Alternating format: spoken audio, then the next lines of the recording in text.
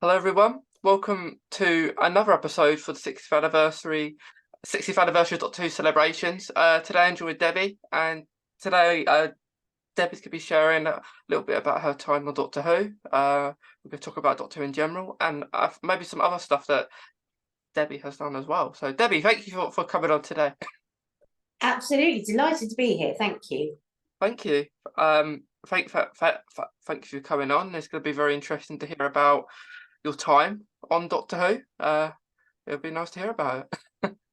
Thank you. Well, I had the most incredible time. Yeah, It was a very long time ago now, but it seems very fresh in my memory because it really was one of those jobs that has never been equaled since. yeah. It seems like it. Like I think it was 2008, wasn't it? The episode that you was in.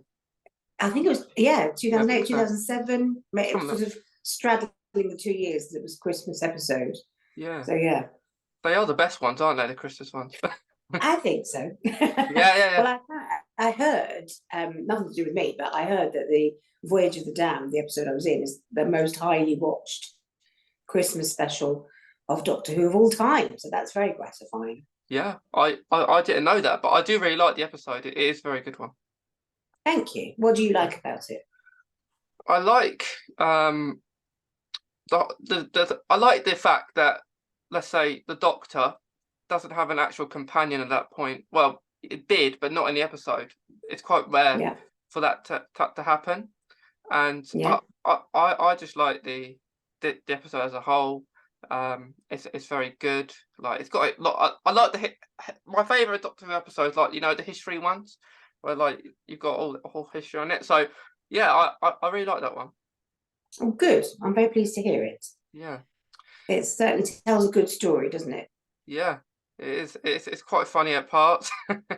Yeah, It's funny, it's tragic. Like all good stories, it has comedy, it has pathos, it has tragedy.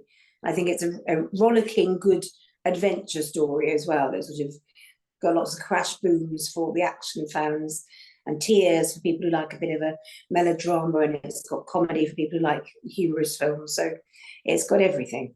yeah. It's a very good one.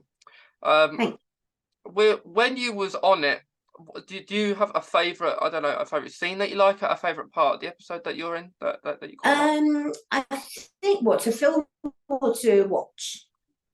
Film. To film. Well, I do love all the. I mean, I've never been in action piece before, so all those bits where the director goes, right, okay, this is now where the boat, the alien spaceship's been hit by the bomb or whatever. So can you run around and pretend you've been hit? That was all good fun because you just have to imagine that you're running around the room pretending to have been hit by an alien space invasion. So that was really good fun. I very much enjoyed the scene where I had to cuddle both David Tennant and Kylie Minogue in the same scene. That was a winner. So yes, I mean those are the two highlights for me. Yeah, because you had quite a few scenes with the David Tennant in there, so it's I did. yeah, I it's did. quite We had good. a really lovely time. He's such a nice man. We had such a great time together filming. Yeah, he's very lovely. He That is. David Tennant. I met him earlier this year. In May it was, and he was very friendly. Because when you go Where to was that? these, it was in Basingstoke. He went to Oh, Basingstoke. I don't live near Basingstoke. I went there, and like it's very friendly. Very got lots of energy. It's very did nice. you go to Basingstoke especially to meet him, or did you just happen to bump into him? I went there to meet him. Really, I even said to him that you're the reason I came here today. To meet you. And he was We'd be very nice. delighted to hear that. Yeah, yeah, he was very nice. And then I had two posters, one in him as the 10th Doctor, one as him as the 14th Doctor, for him to Oh sign. yeah, So he's lovely. very nice. He's very nice.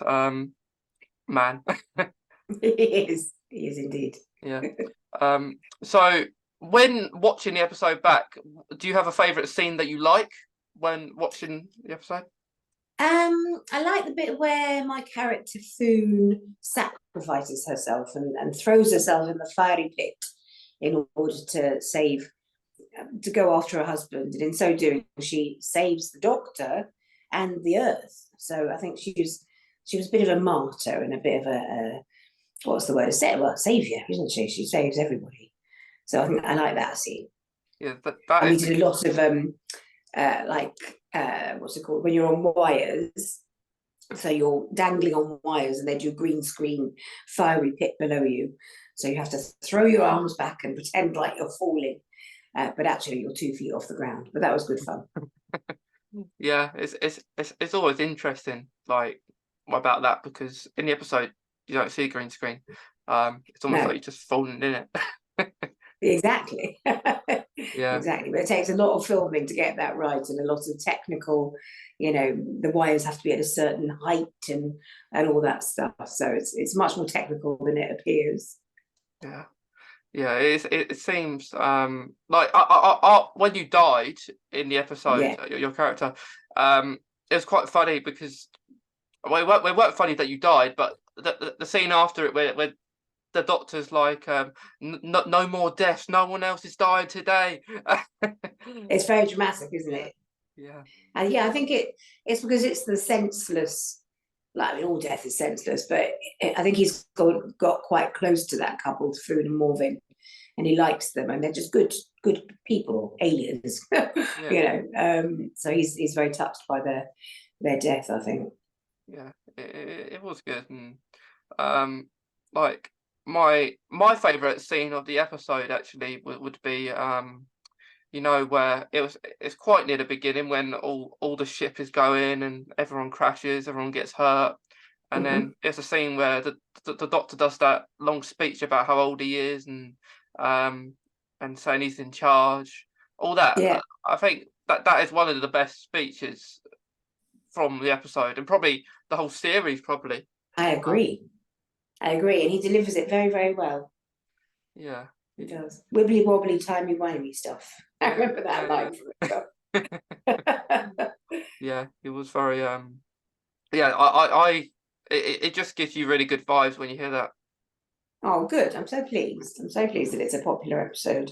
Yeah. It was certainly an honour to be in it and to be remembered for it. I'm sure your maths is better than mine because mine's dreadful. So how long ago was this? We're talking 15 years. Yeah, like if you wait, I think it was series 2 or 3. I think it was series Yeah. 3. I think. Yeah, something like that. Yeah. And they were the great years of Doctor Who. Like Yeah, the golden years, I think. yeah, and like And with Russell as well. yeah, Of course, and he's how are come you back. feeling about the return for Russell and the new Ncuti Gatwa, the new Doctor? How are you feeling about all that? I'm very excited because Yeah, I am very excited for it because Russell's episodes are the best. They were the best. They are the best. They're always going to be the best. yeah, And I just think like the difference between Russell and him not being there has been a lost void. So I'm very excited. good. I'm so pleased to hear that. Sorry, that's my husband in the background. I don't know if that sound came through. Sorry, No, it's okay. he's on a work call, wandering around the flat very noisily. Sorry. No, it's okay. Are you looking forward to the new Ncuti Gatwa and Russell? Definitely, I'm a big fan of his, and I absolutely adore Russell as a writer and a friend. So I'm very delighted that he's coming back, and I think Ncuti's going to be absolutely brilliant and exactly what is needed to shake up the series again. A bit more regeneration. We've had Jodie, who was brilliant. We've had Peter Capaldi, Matt Smith, obviously. Have I missed anyone out since David? I think it's So that's it. that is it, isn't it? So it's time, isn't it? It's time for some new, fresh blood. Yeah. And 2 more new hearts. It's going to be really cool. And I think you got Murray Gold as well. He's returning. Great. Did the music. I think Great. he did the music for Russell back in Yes. the day. Yes, absolutely, he did. I know it's going to be. It's really something worth looking forward to, isn't it? It's going to change back again. I mean, it's been brilliant ever since with Stephen Moffat and Chris Chibnall, but Russell, I think, is universally agreed that he is par excellence the best, isn't he? Yeah. Like a lot of people love him. In Doctor Who. Yeah. Not that the others aren't as good, but they're all good in their own way. They all do their different bit. Absolutely. Like, in fact, one of my favourite episodes is the Weeping Angels. Don't Look Back. Oh yeah. Which was Stephen Moffat. Yeah. Was that the one with Matt Smith? Yeah. No, that was Davies, Tennant, and Carrie Mulligan. Oh yeah, I know that one. Yeah. With the scary statues that come to life. That was scary. Yeah, I've never been able to look at a statue the same since. No, me either. It's petrifying. Let's wait for an angel. It is. Who's your favourite villain in a Doctor Who? My favourite villain. I like the Weeping Angels actually. Yeah. Actually today, I had a dream about the Weeping Angels. I had a dream that I woke up as older, because you can, don't they? Like they put you forward in time. And I had a dream I was older than I am. Oh, how scary! Yeah, and I woke up and I wasn't. I was thankful for that. Yeah. That's the good thing about dreams. They're only dreams. Yeah, they're only dreams. Do you have a favourite monster in Doctor Who? You know? I think they are actually my favourite, the Weeping Angels and the host, because they were in my episodes. I think anything that doesn't move, you think they're not going to move. So statues or those kind of golden statuettes that the host are, and that's terrifying because you don't expect them to move. If they're a monster, you expect it to be scary, but something that's kind of quite sweet looking, or something that surrounds us every day. You pass statues pretty much, I do anyway, in London town. You pass statues every day, so they're the most terrifying things that you find everywhere and you don't expect to be bad, but they are. Yeah. They are. Like, one I was actually very petrified at when watching Doctor Who when I was younger was the Weeping Angels, but another one was The Silence with Matt Smith. Even though they were doing it, I think, for about a series, but I was just scared of them. Like, they were scary, and if you look away, that you don't remember them. Yeah. Oh yeah, that's awful, isn't it? That thought of suddenly losing memory. Who was the one that was like a devil creature and he had writing all over his body? Who was that one? The devil. Yeah, I know who you mean. I think it was called the devil, actually. I think so. Maybe that's what it was. Yeah. Again, quite terrifying. Yeah. I think I heard Ncuti Gatwa would actually like to face the devil. I think. Oh really? Yeah. Ooh. Yeah. That'd be fun. Yeah. I would like some new monsters that we haven't seen before. I'm sure we will get some. Yeah, and maybe some old ones that haven't appeared for a while. Yeah. Yes, a return of old favourites. Yeah. I mean, I like the ones, what they call the potato head ones. Oh yeah, the Sontarans. They're Sontarans. They're so cute. They're meant to be evil, but they just look like giant potatoes. Yeah, I do like them. I do like them. I would like to see the Slovene. Yes, the Slovene. Oh yes, I did an audio book about the Slovene. Did you? What was it called? Ooh, I can't remember now, but it had Slovene in the title. Good story. Yeah. And I like the ones that go no, show, no, no. The Jadoon. They look like rhinoceroses. Yeah. Like when David Tennant he came against the Jadoon, and it was speaking in that voice. He must have to. I always wonder. He must have to rehearse that so well to do that like he done that. Absolutely. He's a very talented man. He started out as an actor, so he can do it all. He can do it all. Yeah, he can. Have you ever met him? Who? Russell. No, I haven't. I've never met Russell. I'd like to talk to him one day. I'm sure you shall at some point. He's a very busy man. Yeah, he is. He's very busy with all the stuff that he He, does with Doctor he Who, is. with all the things that he writes. Indeed, yeah. Yeah, must be up at, like till really late doing it all. Yeah, yeah. But it's very exciting. Like, are you looking forward to watching the 60th anniversary? Yes, I am. I can't wait. I don't know what to expect. I'm trying not to expect too much or too anything because I want to be surprised by it, and I think it will be lots of good surprises in store.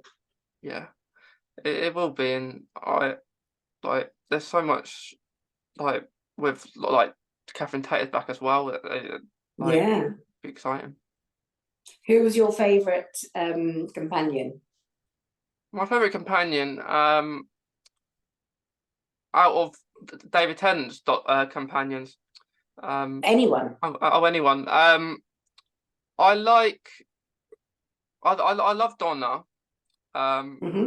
But I was very upset by her ending. I think between, let's say, Amy and Rory was very sad. But Hmm. it's between probably Rose, Billy Yeah, Piper's Rose, yeah, and Catherine Tate's Donna, because I really liked those companions. yeah, yeah. They were good fun, weren't they? What about you?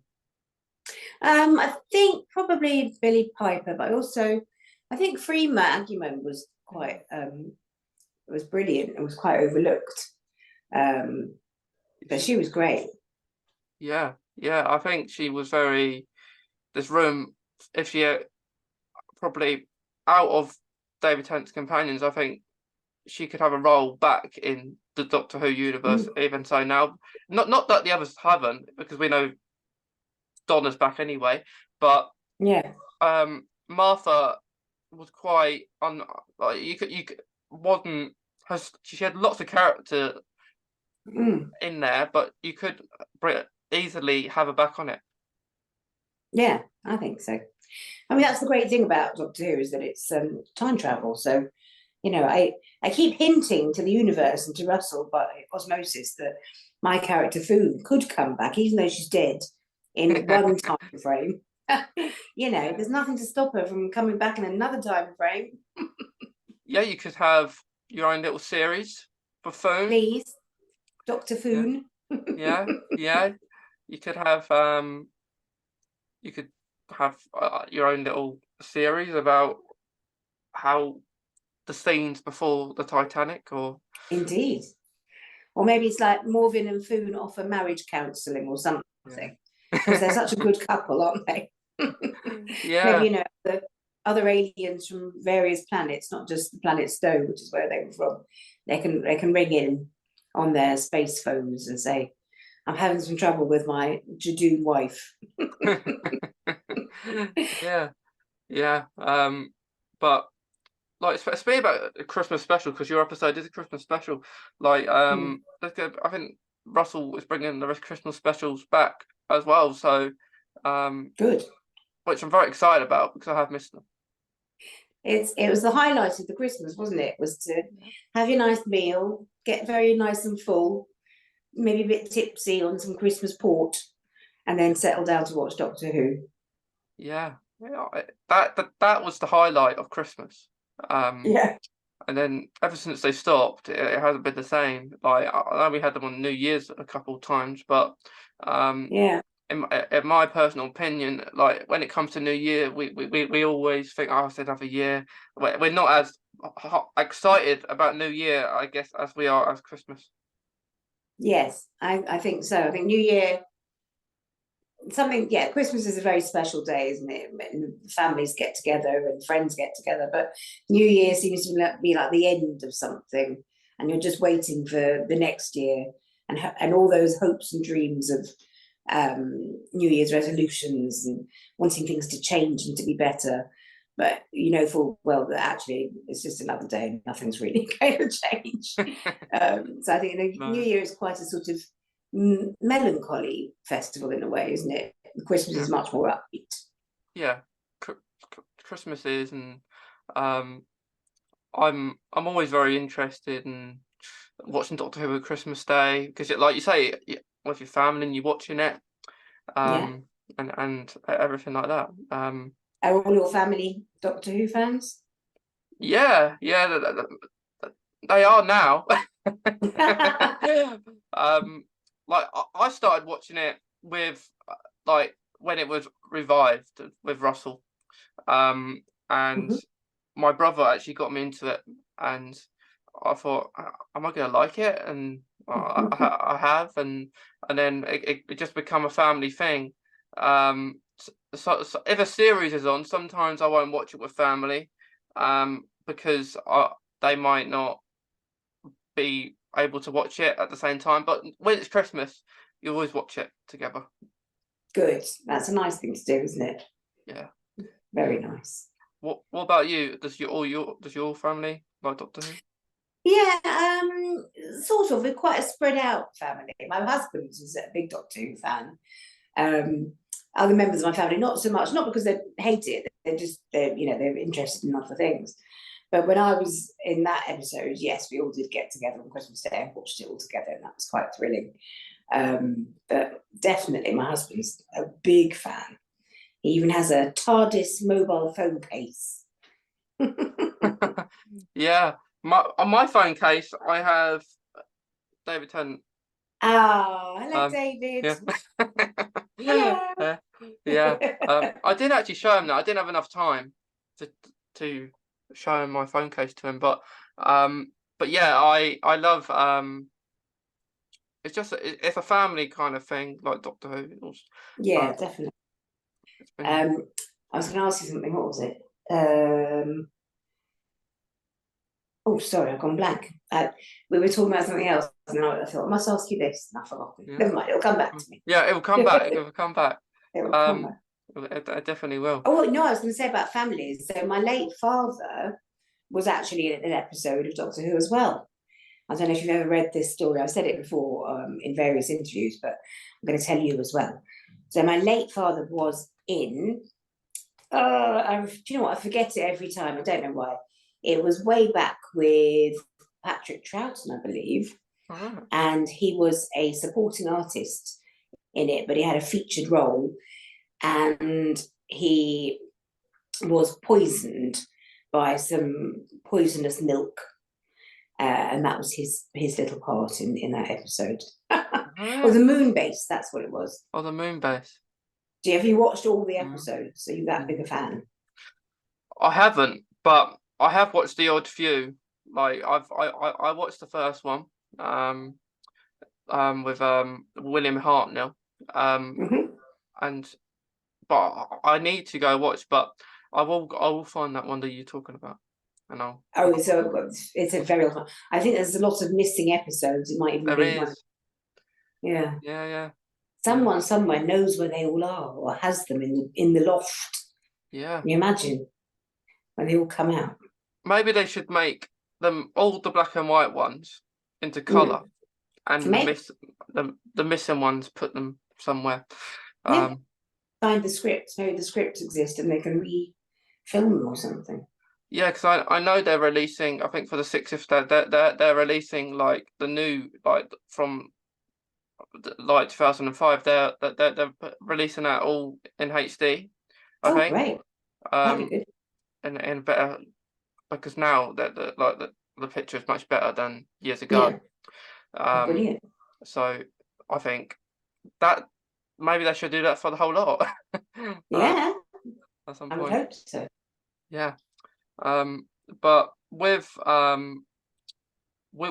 your character and coming on Doctor Who, what was that like with getting cast? Was that a kind of a surprise to you when you got the role?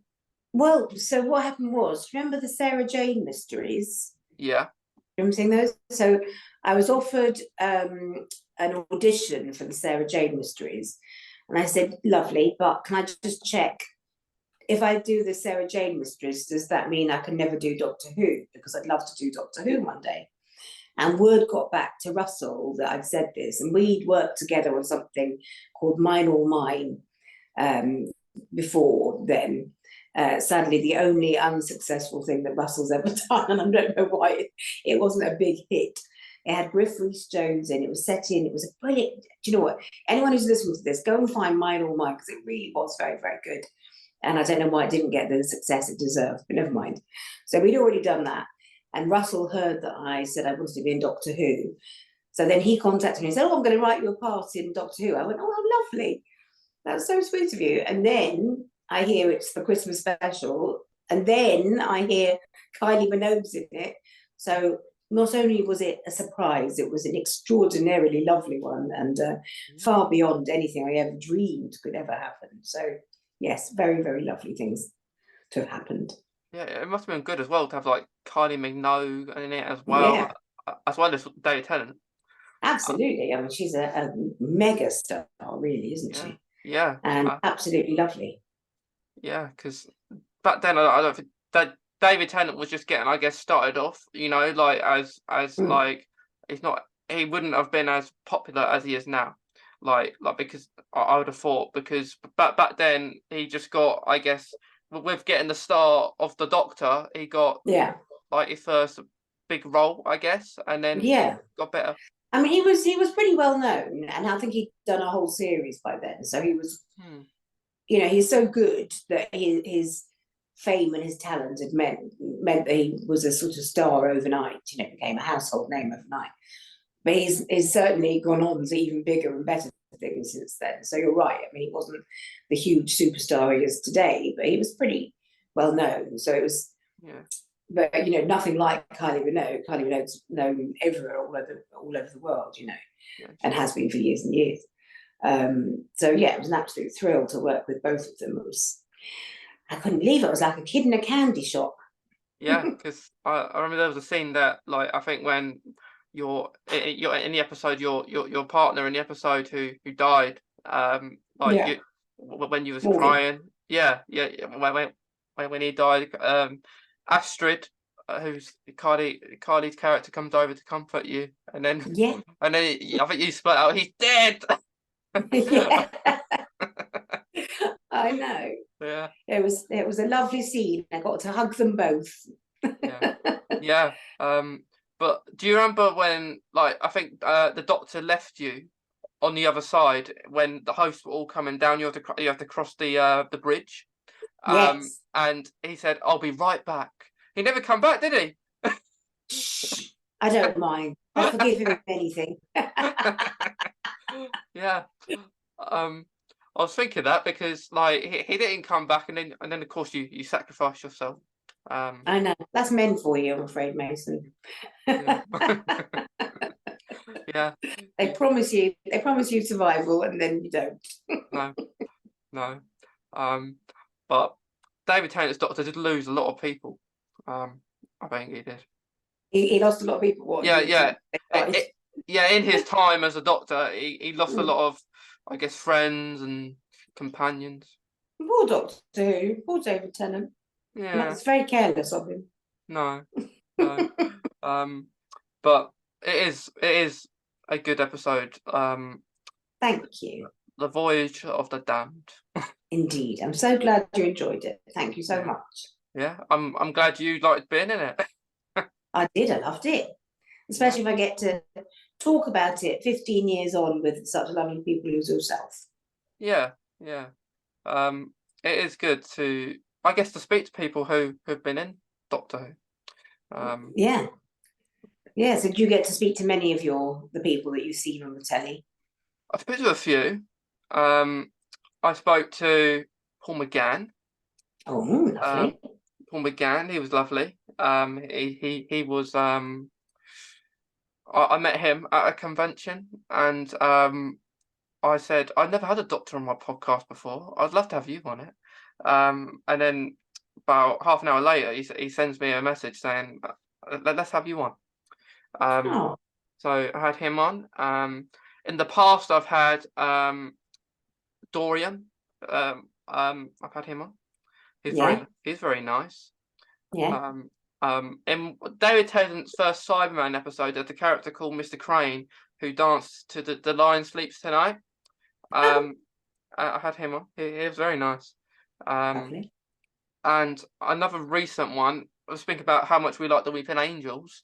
I had a character who was in the shop in the Blink episode.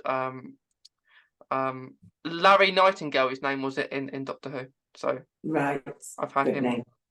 on. And Great. I've had a few couple. I and I hope to maybe have some more.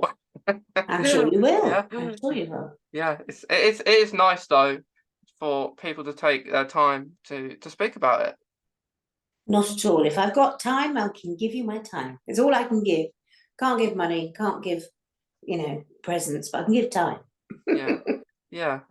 Like just speaking about something that you're passionate about is Yeah. the best thing. Yeah. Because this current series is about Doctor Who and like raising awareness for different things, because Doctor Who impacts loads of different communities. Yeah. So some that I'm part of, like maybe for autism, Crohn's, I've Mhm. Crohn's disease as well. So as well as loving Doctor Who, I'd just like to raise awareness, of Yeah. other things that impact it. Yeah. That's a great way to do it, is to share your passion, and people will respond to you and relate to you by doing that. So well done. Yeah, yeah, because whenever I go to conventions, I always ask if I can, because of my Crohn's means I'm immunocompromised, so I have to be careful. And I say like, can I just maybe not so skip the line, just so I can not be in the queue and around people. Yeah. And when I met David Tennant, they were very nice about that, because they did that straight away. Um, Good. and it was funny because David Tennant recognised me because I was wearing all my Doctor Who suit, and everything, and would have liked to talk to him for longer, but he's a busy man. So He is. it was nice enough to because I asked him, "What's your favourite Doctor Who location?" Because I like going to different Doctor Who locations as well. Oh yeah. Ones that you can visit. So once a year I try go to Wales and go to a location. And Mhm. I got him to hold the girl on the fireplace. The episode was called, Oh yeah. where he's out on the outside, and I did the same pose as he did, and I said, "Look, that's you like 15 years ago, and that's me now." uh, he laughed at that, but yeah, I love that. And yeah. we've never met, have we, at a No, conference? Not yet, anyway. no. I hope we do one day I'm now. sure we will one day. Yeah, I do quite a few of them. So yeah. I if saw. I'm ever at one, come and say hello. Yeah, I will for sure. Like, I saw you went to the Who shop recently. Yeah, love it there. Have you Yeah, been? I've never been. I do need want Oh, to you'd go one love it. day. You must go. Yeah, If anyone hasn't been, if you're listening to this, go to the Who shop. It's yeah, great. yeah. And there's a little museum behind as well, which is fabulous. Yeah. I heard about that. Mm. Because with Doctor Who merchandise, the last years that it hasn't been good, has it? Like that, not that great with it. Yeah, but Um, it's really a great place to go visit. yeah. So did you just go there to sign autographs? I did, yeah, I went and signed some autographs, met some people. It was great fun. And I had a little private tour of the museum. Yeah. Was that your first But time going there? Was it? yeah, it was. It was. It's not very near to where I live, so it's not somewhere I'd go unless I was sort of in the area. And I didn't even know it existed, to be honest. But now I do. Mm. And I'm going to take my husband because, as I say, he's a big fan. So the next time we're in the area, I'm going to take him for sure. Yeah, you have to. Like Mm. I don't live close to it, but if I go to London, Mhm. I do definitely want to go, because I've been wanting to do it for years, but because of like COVID and everything, haven't had the chance to get down there. Yeah, But I will now. I will. you Um, must. yeah, yeah. I'll definitely come to a convention if you like. You share where you're gonna be at ones and have a look. I will, yeah. Yeah, Great. yeah. Okay. Have you Um, got some conventions lined up that you're going to mm. already? I've been to a lot this year actually. So I haven't. I might go try and go to one, maybe one more this year. But if not, I'll go to some next year. Right. Because they're expensive, aren't they? Like for They fans. can be. Yeah. Yeah, Yeah. it Right. could be. But it's worth it. Yeah, Yeah. exactly. That's what everyone says. Yeah. It is, but there are worse vices, aren't there? You know, you could be a heavy smoker or drinker or a gambler, but you just Right. invest your money in Doctor Who, so there can't be such a bad thing, can it? Yeah. Because my first one was actually convention was David Tennant, the one I met David Tennant at. Mm-hmm. So here's my first one, and then I did one where I met the five doctors. Oh yeah. So like it was Paul McGann, Sylvester McCoy, Peter Davison, David Bradley, and Colin Baker. Mm-hmm. Mm-hmm. Yeah, yeah, all them, and they were lovely. Yeah. And then I did one after that, and I met the voice of K9, Katie Manning, Oh um, wow. and Finley, who played Larry in Doctor Who. So Mm-hmm. I went to that one. So I've been to about 3. So I've done well this year. You have, absolutely. Do you plan to go to any more this year? I've been invited to one in November, I think. I haven't actually replied yet. You've reminded me, I must reply and say, yes, I can come. But yeah, I think it's a Phantom Films one. Oh yeah, And I did one, well, I was at the Who shop, as you say, and what did I do? Derby, I think was my most recent one. But yeah, whenever anyone asks me if I'm free, I'll always make sure I can go. yeah, definitely. It's good that you take your time to go to them. Um, Well, it's such an honour to be part of this amazing global phenomenon that you know, nothing I've ever done has had such uh, a strong fan base and such lovely fans as well. You know, it's always such a pleasure meeting you all. Why wouldn't I go? It's great yeah, fun. yeah. Why not? Why not? I But yeah, hopefully we can meet one day in person, and do hope so. Be we'll lovely. we'll have a photo maybe. Yeah, Yeah. absolutely. But Um. only if your Yeah. mobile phone case is a picture of me. Yeah. Yeah. I'll have to find one, won't I? Yeah. Yeah. Phone. Uh. Yeah. From the planet. Is it Claw? It, it'll be called the Foon phone. Phone. Yeah. They th they should make one of them. You know. They should, but they haven't. Yeah. Yeah. You have to have to talk to Russell and tell him. Yeah, Yeah. I will. I'll tell him. Yeah. Well, he won't listen to me, No. but No. Yeah. But last few things. Debbie. With like with Doctor Who, because you said it's unlike anything else that you've been on. Why do you think that is? Like, why is it a lot different to maybe other series that you've appeared on? I think it's just it's so long running. You know, it's been running since before I was born, and I'm very old. And it's so clever because it does. You know, there's things like the James Bond franchise, which it goes on and on and on, but it's just you just buy into the fact that it's a new actor. You know, it's just okay. That old one, Daniel Craig, doesn't want to do it anymore, but for whatever reason, so we're going to bring someone else in. But with Doctor Who, it's so clever that he regenerates. That it's timeless and endless, and you know will be with us forever and ever. Because why not? He's going to regenerate into someone else in a minute. And you know the fantasy genre is so the scope of it is so epic because it's fantasy. So literally anything can and normally does happen. So the imagination is immense, and anyone can imagine the stories for Doctor Who. Everyone's got some idea of who Doctor Who is, what he means to you, and all the rest of it. So I just think it's unique like that, and it's so quintessentially British as well. I'm so proud of it being a British thing rather than an American thing, you Yeah. know. And it's very rare that we've got something that we started and that we've continued with, and that hasn't gone over to America and suddenly been taken over by the US. Not that there's anything wrong with that, but it's nice No. that we've got our own Doctor Who thing that is all us, you know, and James Bond, although it's gone Hollywood, it's still a British thing. They haven't tried to make him a Texan all of a sudden. So I'm very proud of shows like Doctor Who and James Bond and anything like that that's stayed true to its roots. Yeah, I completely agree, and I actually talked about that with Paul McGann because, of course, when he was in Doctor Who, it was in America, but for that the TV movie, and I said to him, it's a shame that you didn't do your own series, and he says to me, well, Mason, well, everything happens for a reason. Let's say I did do that series, Doctor Who will probably be based in America now, and you wouldn't be going to locations in Wales. You would have to go to America to find them.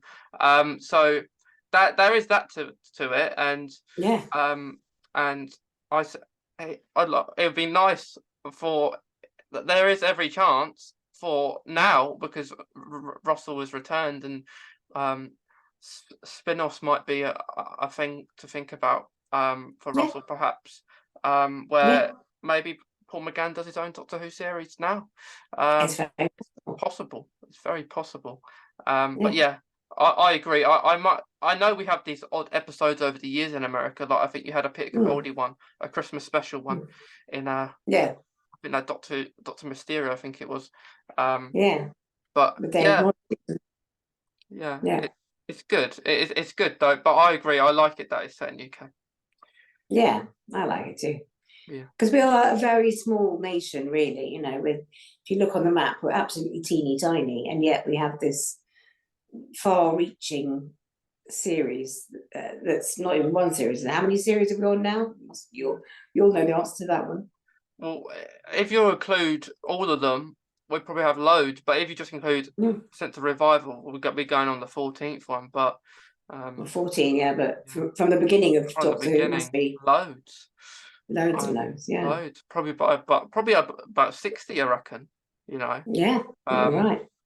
Because I think you had like a series 30 or something back in the day. And stuff like that, and then you're right. And then they stopped, and then they revived it to start it again. But it's very interesting, very cool. But with working with Russel T Davies, how would you say how that whole experience is with his writing and working under him? Well, he's fantastic. I mean, he's such a good writer that immediately who your character is and how you want to play them. He makes it very easy. Sometimes, you when I read a script, immediately if the script is good or not, and it's because of the way people talk. If the language doesn't quite fit in your mouth, it means that it's not really what anyone would say, or certainly not what I think the character that I'm supposed to be playing could say. And so you have a little bit of a tussle to sort of say, oh, can I say this instead? Which the writer will always agree to. But with Russell, you never need any of that. It's just completely perfect words, succinctly put. You just say them and your job is done. Yeah. I think it's great. I think it's great that that you loved it, and you just like with acting. Is it hard, because the amount of lines that you have at the start? I guess it can be hard to to read them and to remember them. With TV, you only do a scene at a time, so it depends how you like to learn your lines. But I've got a very good short-term memory, so I'll read the scene and learn one scene. And then, even if you don't know them very well, by the time you've, I don't know if you've seen anything being filmed, but, one scene can take a day, maybe longer, maybe a few hours, but certainly not 10 minutes. So by the time you've said it over and over and over again, it's in your head anyway. So it sort of goes in by osmosis, even without thinking about it, really. And then that scene's done, and then I'll quickly learn the next scene, and then the process repeats. So actually, it's not doing TV. It's quite easy to learn your lines. Doing theatre, which I do a lot of, it is much harder. Oh, hello, you're there. It's much doing TV theatre. I do a lot of is much harder. Yeah. I think it's easier that way, isn't it? Just to learn them a step at a time. Yeah, yeah, definitely. Yeah, And it's not such a mountain, it's just a small hill each time. yeah. Just you're climbing the hill every time you do a little piece. That's right. That's right. Yeah. Because I love drama. I'm always doing it. Oh yeah. Like I did drama. I played a mite role character a few years ago. Having to change the character very quickly. Mhm. Oh And yeah. it's very nice. It's very nice because with drama and acting, you can be someone that you're not. Like you can Yeah. be an angry person, be really. There's no judgment to it. Yeah. Yeah. It's good, isn't it? It's just like playing, isn't it? Yeah, just like a play. Just pretending, that's all it is. Yeah, Like pretending. when we were kids, we all did that, didn't we? Every child grows up pretending and playing and acting, doing pretend games when you're a cowboy or a shopkeeper or a policeman or whatever you want to be. That's what children do. And I think as actors are just children who didn't learn to grow up. That's right. Uh, that's right. And I'm glad that that you chose to do it, and then now you're on Doctor Who and doing other really good stuff as well. Thank you. I'm very, very lucky. Thank you. Yeah, you are very lucky, and yeah. Well, I think I might have to have a word with Russell to tell him, get you on Doctor Who again. Yeah. Yes. I don't know if Yeah. he's listening, but Russell, come on, the time has come. Get me Yeah. back in. Yeah. He's got Catherine Tate back. Exactly. It's not impossible. It certainly isn't. Get me out of that fiery pit. Yeah. Go on, turn the time clock back. Yeah. Wibbly wobbly timey wimey stuff. Definitely. But like you said to your husband in the Voyage of the Damned, you could be still holding on. Perhaps. Yeah, Perhaps. definitely. Yeah. I'm liking my couples counselling, marriage guidance idea. I think that could be a goer. Yeah, that is. Who knows? You might have like a teleport that could teleport you back home. Indeed. Yeah. Yeah. But last thing, because it's been really nice speaking to you, Debbie. About about Doctor Who, about Voyage of the Damned, and everything like that. But do you have any advice to anyone who maybe want to get started off with acting, or anything like that in your personal experience? I think the main thing you have to do is be determined, because, everyone wants to be an actor or wants to be a performer of some sort deep down. There's so many actors in the world and only so many parts.